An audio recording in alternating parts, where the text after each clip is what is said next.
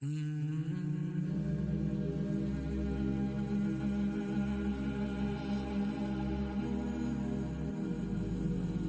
had prohibited riba, borrowing and lending money on interest. Sometimes a money lender lends you money on interest in order that your loss will be his gain.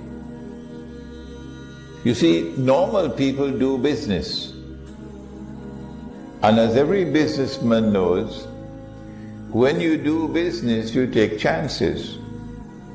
There's risk involved in business.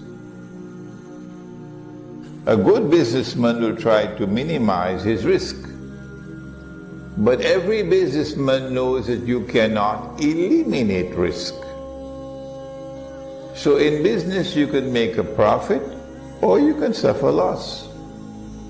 And once you embrace risk, then Allah can intervene to take from some and give to others. And so Allah distributes and redistributes wealth. It's not the function of governments to distribute or to redistribute wealth, because that corrupts the market. But the moneylender does not want to suffer loss. No. So the moneylender lends his money on interest. And come rain or sunshine, you got to pay his interest. It doesn't matter whether you are suffering loss or not, you got to pay his interest. So foolproof, guaranteed return on his investment with no loss.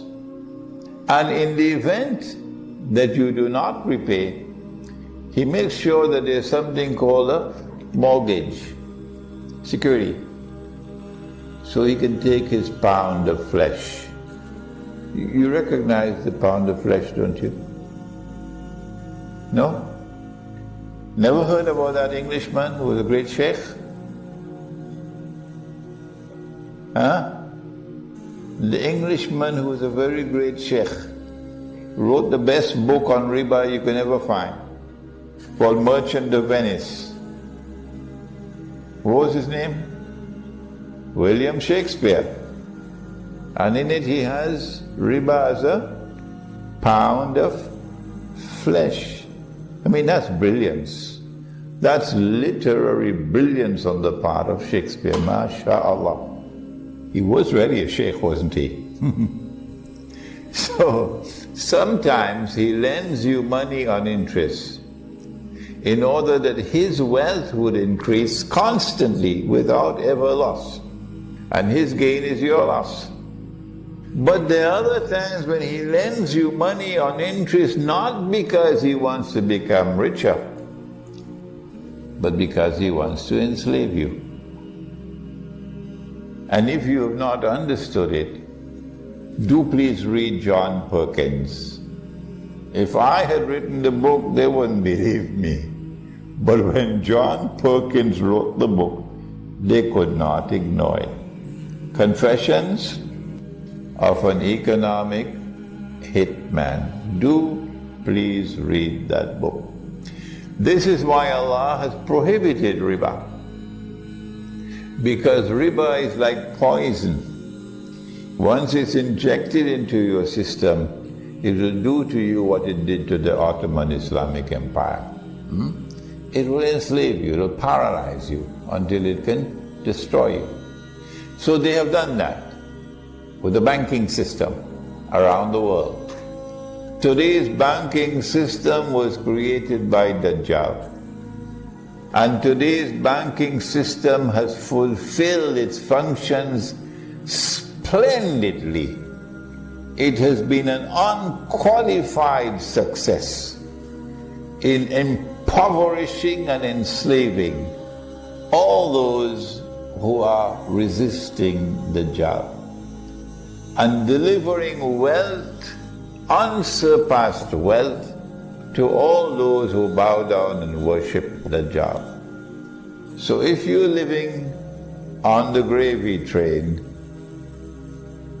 If you're living in an economy that is prospering at this time, you must know you're worshipping Dajjal. And if you are in Indonesia or in Bangladesh or in Egypt or in Pakistan or in most of Africa, you will know you are being punished because you are resisting Dajjal. They don't teach this in the classrooms of economics. But the Prophet said, alayhi salatu wassalam, that Dajjal will come to a people, and if they accept him and follow him, he'll cause the rain to fall. And the animals will come back home in the evening with their humps high and giving so much milk, and the people will prosper. And Dajjal will go to another people and they would resist him. And he will stop the rain from falling. And they will suffer drought and hardship. And the animals will come back home in the evening lean, with no milk. And they would starve.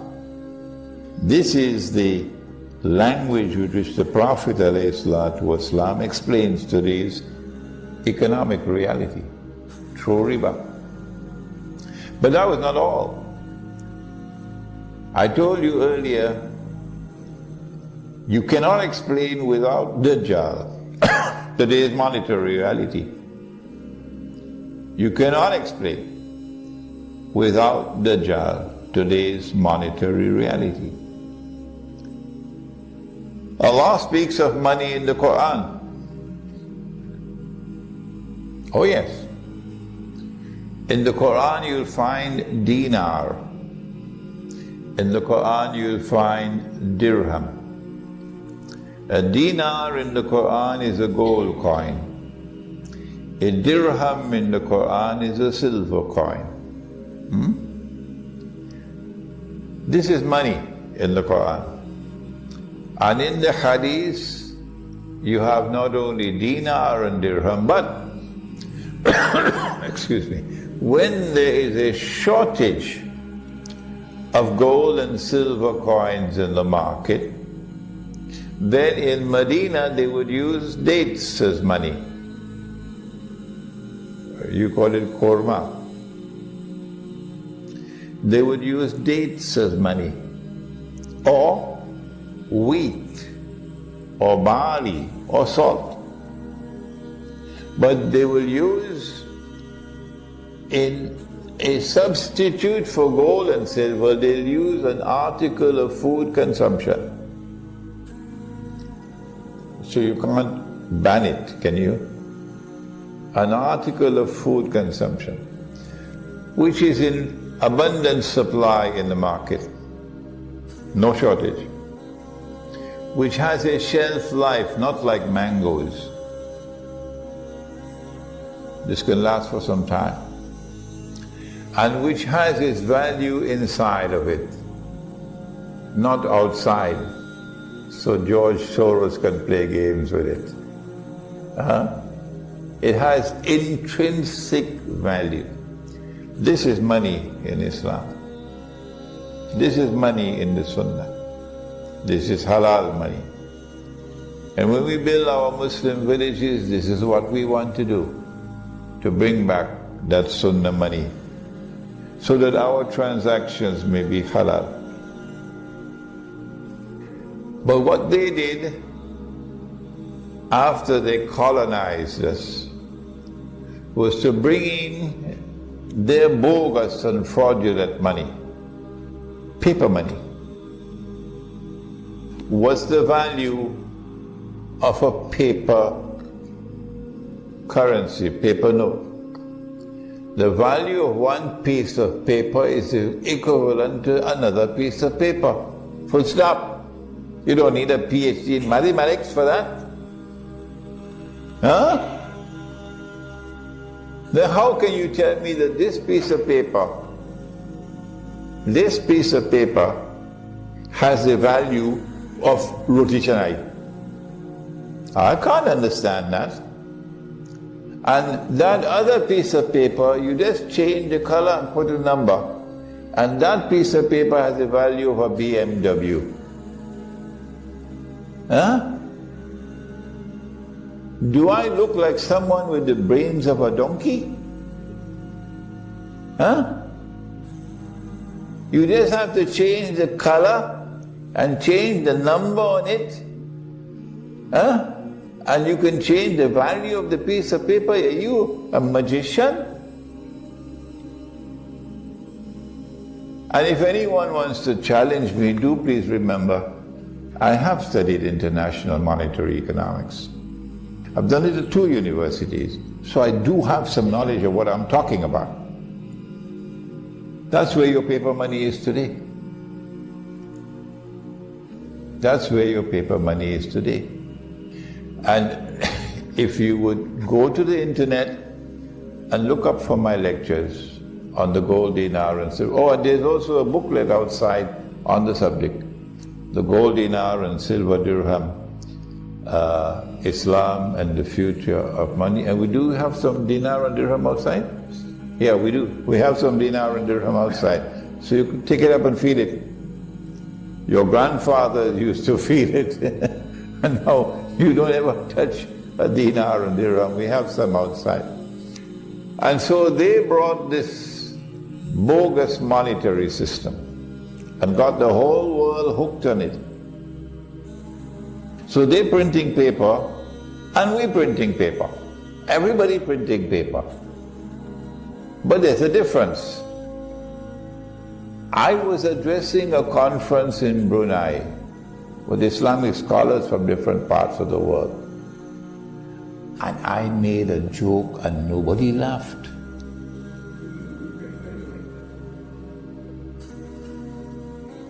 So I found it strange. How come nobody laughed? And these are scholars of Islam. And I realized they didn't have any knowledge of the subject. I said, when the Europeans and the Americans and the Australians and so on, when they print their paper, they have a secret chemical and they dip the paper in the chemical and it comes out as hard currency. And we don't have this secret chemical. So ours is not hard currency. Nobody laughed. Perhaps they actually believed that there was this secret chemical. And these are scholars of Islam.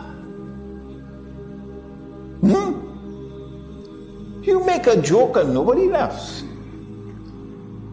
Yes, this is the bitter reality. That you could print a US dollar and take it anywhere in the world and you can buy whatever you want. Yeah. So long as the donkeys accept the paper, you could buy all the oil of Saudi Arabia free of charge. All that you need is paper and ink and a printing press. This is where the Ummah of Muhammad ﷺ is today. All that you need is paper and ink and a printing press. Because the scholars of Islam do not understand monetary economics. Because the institutions of learning don't teach the subject. And yet they give fatwa. And yet they give fatwa, defending it. When we print our paper and you take a basket full of Bangladeshi taka to Midtown Manhattan, you can't even buy a cup of coffee. Nobody wants it. So you have a system of ripping off the rest of the world. And you becoming richer and richer and richer and richer, while Indonesia becomes poorer and poorer and poorer and poorer. A financial system. There is a den of thieves. I've given you the mountain tops, a brief survey, an introduction of Islamic eschatology, the main actors in Islamic eschatology. I didn't have time to deal with Gog and Magog.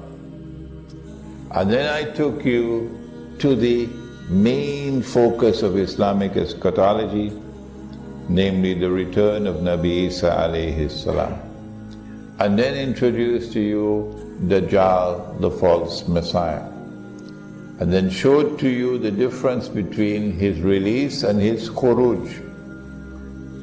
That he was released in the lifetime of the Prophet ﷺ, but his khuruj will come only after the conquest of Constantinople, which is around the corner, maybe 10 years, 15 years from now.